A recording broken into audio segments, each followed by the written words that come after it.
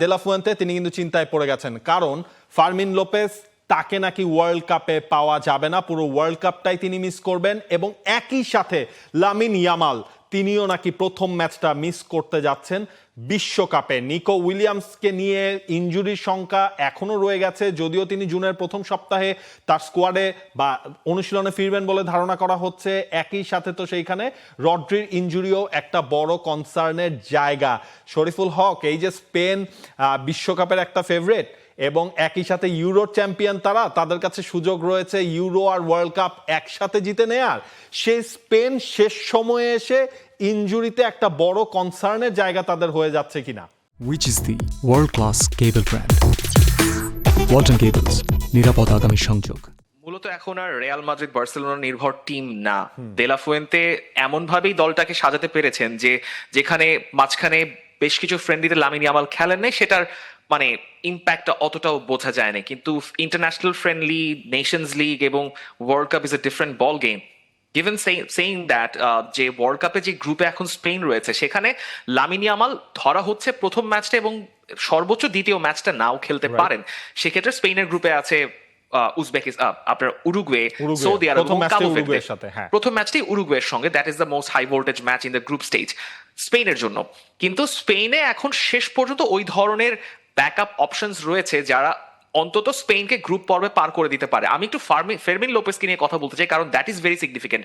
যে বার্সেলোনাতে যে সিজনটা আসলে বার্সেলোনার খেলোয়াড়রা পার করলেন এবং হানসি ফ্লিকের ইন্টেন্স ফুটবলটা ডেফিনেটলি বার্সেলোনার জন্য খুবই ভালো ফলাফল বয়ে এনেছে। কিন্তু দিন শেষে এই যে এতগুলো ম্যাচ খেলার চাপ, একটা লিগ কম্পিটিশন তাদেরকে তারা করতে হয়েছে। কোপা দেল রে তারা করতে গিয়ে তারা আতলেতিকো মাদ্রিদের কাছে হেরেছে, চ্যাম্পিয়ন্স লিগেও তাদের ভাগ্যটা আতলেতিকো মাদ্রিদের কাছে তাদের হারতে হয়েছে। কিন্তু আলটিমেটলি এটার খেসারতটা এখন ফেরমিন লোপেজকে দিতে হচ্ছে। কিংবা সিজনের মাঝখানে আমরা পেদ্রি এবং গাভির ইনজুরি সমস্যা দেখেছি।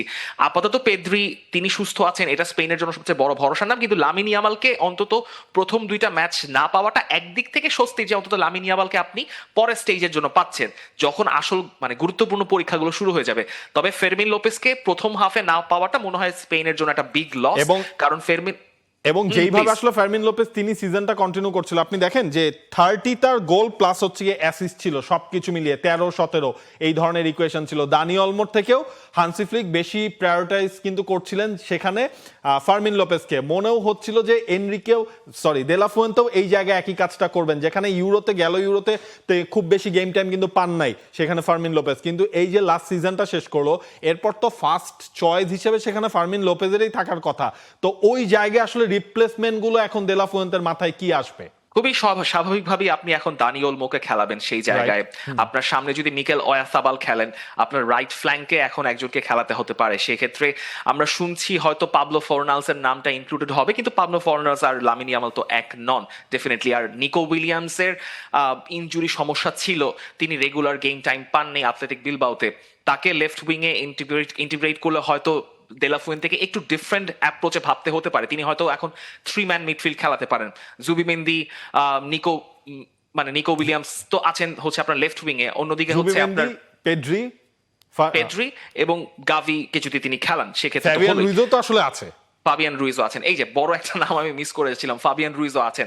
সো সব মিলে আসলে ওই 3-ম্যান মিডফিল্ড এবং 3জন রাইট উইং, লেফট উইং এবং নাম্বার 9 খেলানোই মনে হয় প্রথম দিকে আপাতত বেটার অপশন হতে পারে। সেক্ষেত্রে দানি ওলমো রাইট উইং এ খেলতে পারেন। রাইট উইং থেকে তিনি চাইলেই বেসিক্যালি ইনভার্ট করে একজন অ্যাটাকিং নাম্বার 8 বা নাম্বার 10 রোলে খেলতে পারেন। সেক্ষেত্রে হয়তো আপনার মিকেল ওয়ারসাবাল ভালো একটা ফ্যাসিলিটেটর হিসেবে পাবেন। আর নিকো উইলিয়ামসের পেসটাকে বেসিক্যালি ব্রাজিল কাজে লাগাতে পারবে, আবার ব্রাজিল বলছি স্পেন কাজে লাগাতে পারবে। আবার একই সঙ্গে কুকুরেয়া আছেন, কুকুরেয়ার সঙ্গে আলেক্স গ্রিমালদো হয়তো থাকবেন। সো অন্যান্য ডিপার্টমেন্টে কোনো সমস্যা হওয়ার কথা না, অন্তত গ্রুপ স্টেজের প্রথম ম্যাচগুলোর দিক দিয়ে। কিন্তু লামিন ইয়ামালকে অবশ্যই আপনার একদম প্রথম ম্যাচে না হলেও সেকেন্ড কিংবা থার্ড ম্যাচে অবশ্যই লাগবে, কারণ আপনি দলে এসেই হুট করে তো আর নিজেকে ইন্টিগ্রেট করতে পারবেন না। সো গ্রুপ পর্বের অন্তত শেষ ম্যাচটা যদি লামিন ইয়ামাল খেলে তাহলে আসলে স্পেনের অত চিন্তার জায়গা থাকবে না। কিন্তু স্পেনের জন্য একটা বড় ধাক্কা ফেরমিন লোপেজকে হারিয়ে ফেলাটা। এক্স্যাক্টলি। এবং দেখা যাক দেলা ফুয়েন্তে যখন দলটা ঘোষণা করবেন সেইখানে আমরা নতুন কোনো চমক দেখি কিনা, বা কোনো অমিশন সেটা থাকলেও সেটা কে হন, কারা হন, সেই জিনিসগুলো নিয়েও আমরা সময় সময় আসলে কথাবার্তা বলতে পারবো। For more updates, subscribe to our YouTube channel and click on the bell icon. Follow us on Facebook and Instagram. Download T Sports app to enjoy exciting games and highlights. Visit tsports.com.